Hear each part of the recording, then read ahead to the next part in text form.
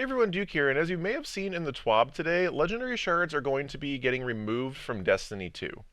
Starting in Season 23, there's going to be no more Legendary Shard costs in the Monumental Lost Light, as well as Ritual Gear focusing. And then with the release of Final Shape, Legendary Shards will no longer be in Destiny 2 at all, and they will be removing Legendary Shard sources and costs from the game, including collections, trials passages, rituals, vendor purchases, and anywhere else.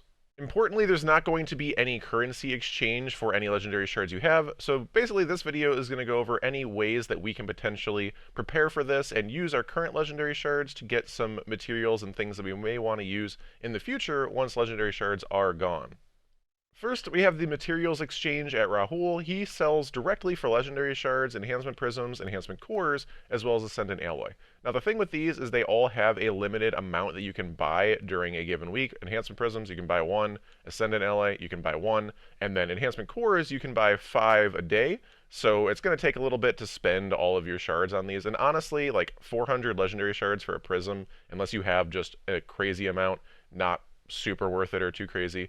And there's also a cap on prisms, so you want to keep an eye out on that. Cores are probably worth it again, especially if you have a lot of Legendary Shards, because these don't have a cap. You can get multiple stacks going, and especially if you're hurting on cores, definitely would try to grab some of these each day when you log in. And Ascendant Alloy, definitely worth, as these are extremely rare to get and only have very, very few sources and can be very useful for enhancing your weapons, as you may want to do now or into the future. And again, you can only buy 1 of these a week for 400 Legendary Shards, so if you do have some extra Legendary Shards burning a hole in your pocket, I would definitely recommend the Alloy, and again, probably the cores as well, especially if you're hurting for them at all.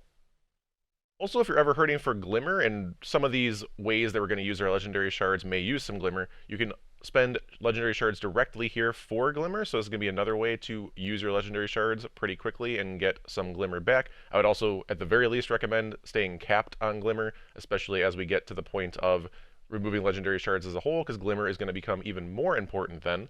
And we can also potentially increase and improve our cores into prisms, or our prisms into shards, using the previous material and Glimmer, so keep this in mind as well, especially if you want to start trying to stack up some Ascendant Shards as we get closer to Final Shape. Definitely a good idea here as well. Again, kind of using the cores and prisms that we can buy or that you're just getting from playing the game. We can buy the Glimmer directly, and then again, we can just enhance our cores to prisms, enhance our prism to shards. So over time, we can kind of maneuver and use all of our materials into Ascendant Shards, which is definitely stuff that we're going to want going forward. Next, we have focus decoding at pretty much any vendor. Most vendors have some sort of focus decoding. There's plenty of them in the game.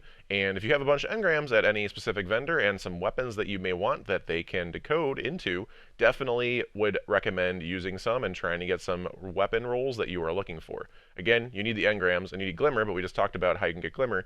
But if you're got a lot of Legendary Shards and need something to use them on, this is going to be a very easy way to use a bunch of them quickly, and again, get some nice weapons for your time.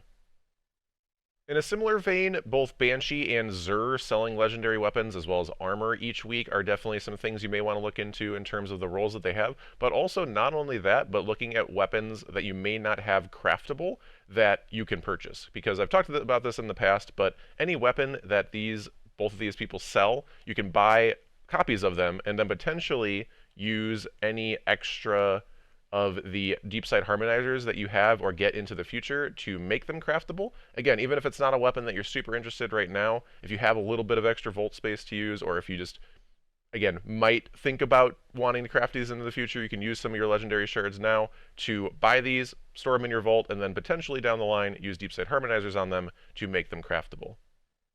Or even if that's not an interest to you, again, just looking at the different roles that weapons have, and if they sometimes just sell a really good role on either a weapon, or again, Zur sells armor as well, or exotics as well, definitely check those out and pick those up if there are roles that you may just want for now. Also, don't forget that each week that Zur is here, you can buy a direct exotic from him for just Legendary Shards. You can also use any extra exotic ciphers you have for this, but that's a little bit separate and you might want to use these for other things. But definitely worth picking up one of those exotics each week, seeing if you can get a good roll and potentially keep that exotic going forward for your builds.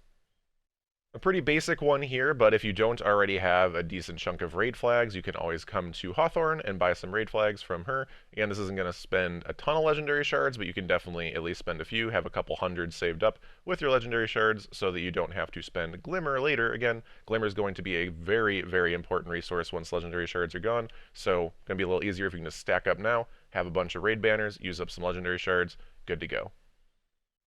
And that's all for today. I hope this video was helpful, and if you have any other potential ideas to use legendary shards on, make sure to leave those in the comments below and help each other out in terms of being able to prepare ourselves for this pretty huge change.